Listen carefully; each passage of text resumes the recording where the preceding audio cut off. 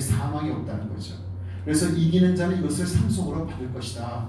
나는 그의 하나님이 되고 그는 내 아들이 되리라. 근데 21장 8절에 보면은 지옥 명단이 나와요. 그러나 두려워하는 자들과 믿지 않으려는 자들과 흉악한 자들과 살인자들과 음행하는 자들과 점술가들과 우상 숭배자들과 거짓말하는 모든 자들은 불과 유황으로 타는 곳에 던져지리니 이것이 둘째 사망이다. 지옥 명단이 나오는데 이걸 제가 번호만 조금 붙였어요. 보면 1번에서부터 8번 그룹이 나옵니다. 근데 믿지 아니하는 자는 두 번째 그룹이에요. 제일 첫 번째 그룹은 두려워하는 자들입니다. 하나님의 사랑을 온전히 이루지 못한 자들, 두려워하는 자들이 첫 번째 그룹이에요. 그리고 이 믿지 아니하는 자를 뺀 나머지는요, 다 믿는 자들에 대한 것들이에요. 그러니까 저희가 믿었다고 해서 이제는 어떻게 살아야 될 것인가, 정말 잘 살아야 되겠더라고요.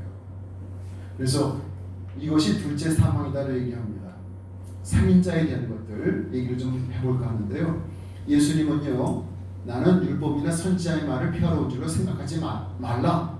나는 완전하게 하러 왔다. 너희가 살인하지 말라 하는 말을 들었으나 누구든지 살인하면 심판을 받게 될 것이다. 그러나 형제에게 노하는 자마다 심판을 받게 될 것이고 형제에 대해서 나가라는 자는 공회에 잡혀갈 것이고 미련한 놈이라 하는 자마다 지옥불에 가리라. 여러분 생각해 보세요. 아이고 참 미련한 놈 하면 지옥불에 간다니까. 그거 어떤 사람이 그랬어? 예수님께서 하신 얘기예요. 진짜 우리가 심각하게 받아들여야 되는 거예요. 우리도 진짜 미련한 놈이라고 하면 안 되겠구나. 이거 정말 심각하지 않습니까? 예수님께서 하신 얘기거든요. 그리고 형제를 사랑으로서 사망에서 생명으로 갔는데 미워하는 자는요, 살인한 자예요. 이것이 살인죄에 해당이 되는 거예요. 살인한 자는 영생이 없는 거예요. 우리가 과거의 율법은요, 살인했을 때에 살인죄가 적용이 되는 거예요.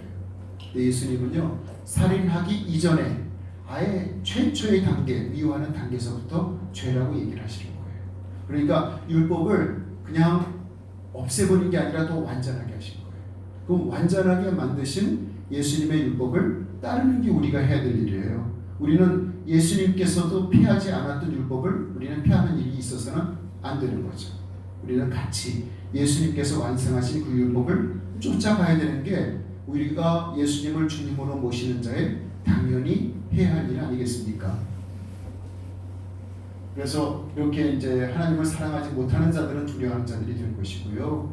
그 다음에 흉악한 자들, 살인자들 이러한 자들이 이제 그 지옥에 가게 될 겁니다. 여기에 거짓말하는 모든 자들이 있는데 거짓말, 희대의 거짓말들이 누군지 아십니까? 요한계시록 22장에 나오더라고요. 만일 이 두루마리 예언의 말씀을 듣는 모든 사람에게 증언하노니 만일 누구든지 이것들 외에 더하면 하나님이 두루마리에 기록된 재앙들을 그에게 더하실 것이요. 특히 이단들이 많이 하는 거예요. 더하는 거예요.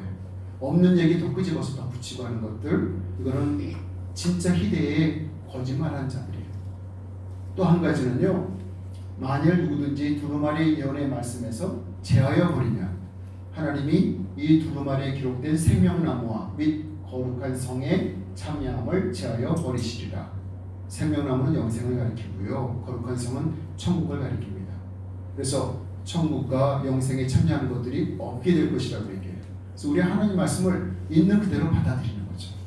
하나님 말씀을 우리가 더 연구해 보고요, 하나님 말씀에 내가 고의적으로 빼버리는 게 있는가 살펴봐야지 되는 거죠. 영생을 가진 자와 사망에 이르는 죄가 있습니다. 사망에 이르지 아니하는 죄가 있는데 사망에 이르는 죄가 있어요. 사망에 이르는 죄가 무엇이 있을까 한번 찾아보니까요, 성령을 모독하는 죄입니다. 이건 우리가 너무나 잘 알고 있습니다. 성령을 모독하면 다시 사는 죄가 없다, 영원히 사하지 못한다 라고 얘기를 합니다. 첫 번째 사망에 이르는 죄는요, 성령을 모독하는 죄입니다. 두 번째는요, 한번 비침을 받고 성령이 임하셨어요. 근데 하나님의 말씀과 내세 능력을 맛본 후에 타락하는 죄입니다. 그 타락하는 자들은 하나님의 아들을 다시 십자가에 못 박아서 드러내놓고 욕되게 하는 거예요. 믿는 자가 타락하는 것은 예수를 떠났다는 얘기가 아닙니다. 타락한 자는 예수님을 다시 십자가에 못 박는 행위를 한 것이에요. 우리 정말 잘 살아야 되는 사람들인 거죠. 또 한 가지는요, 예수를 영접하여 의인이 된 후에 고의적으로 계속해서 짓는 죄. 그래서 진리를 아는 지식을 받은 후에 고의적으로 하는 거예요. 고의적으로 죄를 범한 즉 다시 속죄하는 지사가 없고 오직 무서운 마음으로 심판을 기다리는 것과 대적하는 자를 태울 맹렬한 불만 있을 것이다. 왜? 하나님의 아들을 짓밟고 자기를 거룩하게 한 언약의 피를 부정하는 것으로 여겼기 때문에. 이러니까 정말 문제가 되는 거죠. 그리고 또 한 가지가 더 있네요. 베드로 후서에서 보니까 의의도를 알았어요. 여러분 의의도 아시죠? 예수님을 믿었을 때 우리가 의인이 되는 의의도예요. 근데 의의도를 안 후에 예수님께 주신 서로 사랑하는 그 계명을 지키지 않아요. 저버려요. 그러면은 의의도를 알지 못하는 게 도리어 그들에게 더 나으니라. 예수를 믿냐? 예수 명령하신 너 구세주라고 너희는 믿지 않았니? 구주가 되려면요 우리는 철저히 순종해야 돼요. 왜? 로드라고 얘기하니까 나의 주인이시여 나의 왕이시여 라고 말하는 그 전제 조건은 순종에 있어요. 근데 예수님의 명령에 순종하지 않으면 열심히 믿었는데 그 사람은 그 믿은 것이 아무런 도움이 안 되는 거예요. 그냥 헛믿은 것이 되는 거죠. 차라리 믿지 않은 게 도리어 나으니라 라고 얘기를 하는 거예요. 그래서 저희가 예수님께 받은 명령, 사랑의 명령은 너무 중요한 거죠. 그 심판에 대해서 얘기하려면 노아와 소돔과 고모라에 대한 얘기를 잠깐 좀 해야 될 것 같습니다. 하나님께서 노아의 홍수를 주실 때 노아와 7식구 8명을 구원하셨죠. 그런데 그는 어떤 세상에 홍수를 내리셨냐면은 경건하지 아니한 자들의 세상에 홍수를 내리신 거예요. 경건하지 아니한 자들의 홍수를 내리셨고 소돔과 고모라는요 멸망하기로 정하셔서 죄가 되게 하셨어요. 그것은 후세에 경건하지 아니한 자들에게 본보기로 삼으신 거예요. 그러면 여기 키워드가 뭘까요? 경건하지 아니한 자들인 거예요. 그런데 경건한 자는 시험에서 건지시는 거예요. 롯은 그 세상에서 굉장히 고통을 많이 당했어요. 그러나 하나님께서는 의로운 롯을 건지신 거죠. 불의한 자는 형벌 아래 두어 심판의 날까지 지키실 것이다. 특히 육체를 따라 더러운 정욕 가운데서 행하며 주관하시는 이를 멸시하는 자들을 형벌을 주실 겁니다. 그래서 이 하늘과 땅은요 처음에는 물로 멸망시켰지만 이제는 불로 멸망을 하잖아요. 하늘과 땅은 불로 멸망이 될 거예요. 하늘은 완전히 타서 없어버릴 거예요. 이 땅도 완전히 타서 없어질 거예요. 그래서 새 하늘과 새 땅이 올 수밖에 없는 거예요. 우리가 예수님을 맞이하는 것은 이 땅에서 맞이하는 게 아닌 거예요. 완전히 없는데 어디서 맞이하겠습니까? 그래서 우리는 새 하늘과 새 땅으로 들려 올라갈 것으로 생각이 들어요. 그런데 동일한 말씀으로 하늘과 땅은 불사르기 위해서 보호되었어요. 근데 그것은 뭐냐면은 경건하지 아니한 사람들의 심판과 멸망의 날까지 보존하신 거예요. 경건하지 아니한 자들이 멸망을 당하게 될 거예요. 그러면요 주의 날이 도둑같이 와요. 하늘은 큰 소리로 떠나가고 물질이 뜨거운 물에 풀어지고요. 땅에 있는 모든 것들이 다 드러나게 되는데 그러면 이러한 때 우리는 어떻게 살아야 될까요? 자 그랬죠. 심판이 언제 오느냐 멸망이 언제 오느냐 이게 더 중요한 게 아니라 우리가 어떻게 살아가야 될 것인가 더 중요한 것이 키워드 아니겠습니까?